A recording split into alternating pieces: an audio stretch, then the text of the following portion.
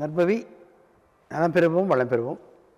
இந்த காணொலியை பார்த்து கொண்டிருக்கும் அன்பு நெஞ்சங்களுக்கும் சப்ஸ்கிரைப் செய்த சொந்தங்களுக்கும் சேவராகினி அறக்கட்டளையின் சார்பாக பொன் பரமேஸ்வர சுவாமியின் ஆசீர்வாதங்கள், நன்றிகள். சாய்ராம்.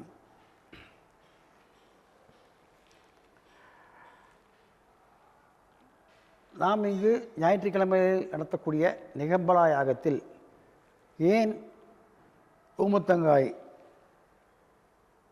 ஊமத்தம்பூ இவைகளை யாகத்தில் போடுகிறோம் அப்படின்னு இந்த ஹெட்டிங் ஏன் போடுறோங்கிறது சொல்கிறேன்.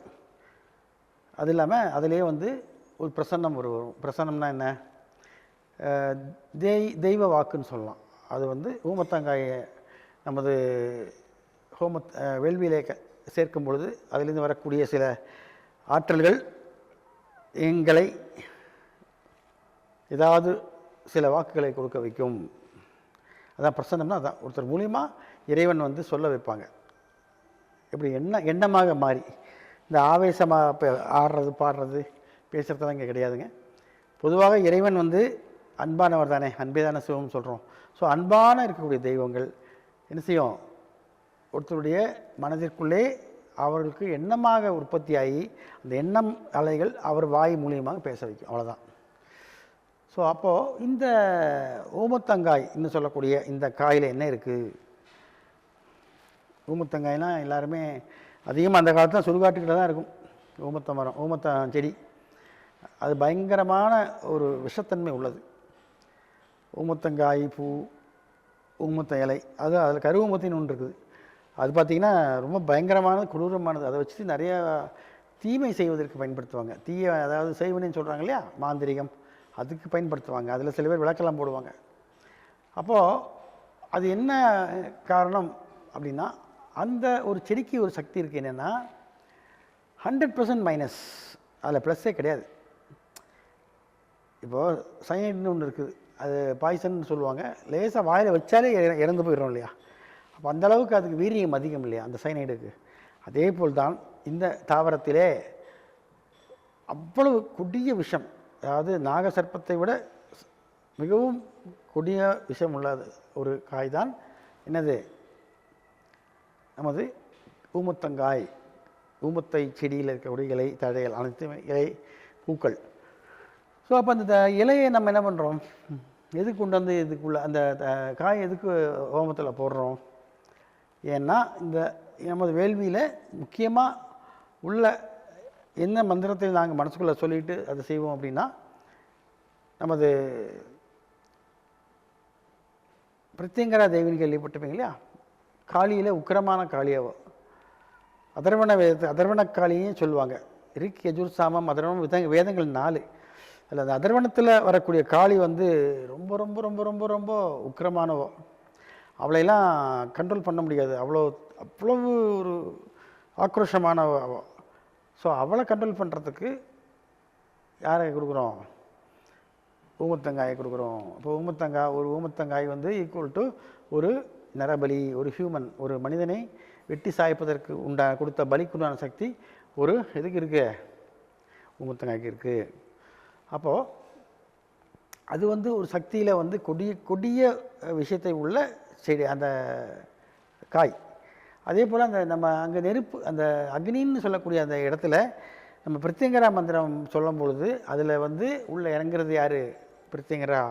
இப்போ பிரத்யங்கராங்கிறது அதுவும் ஒரு கொடிய விஷம். மைனஸ் இன்ட்டு மைனஸ் ப்ளஸ் தானே. ஸோ அப்போ அவளுக்கு பிரியமான அந்த ஊமத்தங்காயை, மிளகாவற்றலை அதிலே நாம் சேர்க்கும் பொழுது அதிலிருந்து வரக்கூடிய அந்த ஆற்றல் இங்கு அருகிலே அமர்ந்திருக்கும் அனைத்து ஆன்மாக்களையும் சுத்தி செய்கிறது. ஒரு காந்தல் கமரல் எதுவும் வராது, நெடி அடிக்காதுங்க. எல்லாமே உங்கள் உடம்பில் இருக்கக்கூடிய அந்த ஆன்மா உடலில் இருக்கக்கூடிய ஒளி உடலில் இருக்கக்கூடிய தேவையில்லாத அனைத்து சக்திகளையும் அதை என்ன செய்யுது? அப்படியே சல்னு இழுத்துரும். அந்த வேலி செய்யக்கூடிய இடத்துல ஹோமகுண்டம். அது இல்லாமல் நம்மளும் மனசுக்குள்ள அந்த மந்திரங்கள் சொல்லும் பொழுது அந்த மந்திர சக்தியும் உள்ளே சேர்ந்து வருபவர் அனைவரையுமே தூய்மைப்படுத்தி அனுப்பி விடுகிறது. இப்போ அழுக்குன்னு கொண்டு போய் டோபிட்டை போடுறீங்க, அவன் என்ன பண்ணுறாரு? நல்லா வெளுப்பார். எப்படி விழுப்பார், தண்ணியில் சோப்பு விட்டு நல்லா அந்த வண்ணாங்காரம்னு சொல்லுவாங்க. வண்ணாங்காரம்னா அது ஒரு பவுட்ரு, அது பேர் இங்கிலீஷில் வர மாட்டேங்குது. அதை போட்டு வெள்ளாவி வைப்பாங்க. வெள்ளாவி வைக்கும்போது என்னாகும், அந்த துணியில் இருக்கக்கூடிய அத்தனை அழுக்கும் என்னாகும், மெல்ட் ஆகிடும். அப்படியே எடுத்து அப்புறம் அலசும் போது பார்த்திங்கன்னா அந்த வெள்ளை துணியில் பார்த்திங்கன்னா அவ்வளோ பளிச்சுன்னு இருக்கும். அதுக்கப்புறம் வேணால் நீளம் போடுவாங்க, அந்த மாதிரிலாம் இருக்குது. அப்போது அதே போல் இங்கே நம்ம இந்த ஹோமத்தில் இதெல்லாம் பண்ணும்பொழுது அதில் நிறையா நம்ம அந்த சுத்தமான பசுனை ஊற்றி தீபம் பண்ணுறோம், இது ஹோமம் பண்ணுறோம்.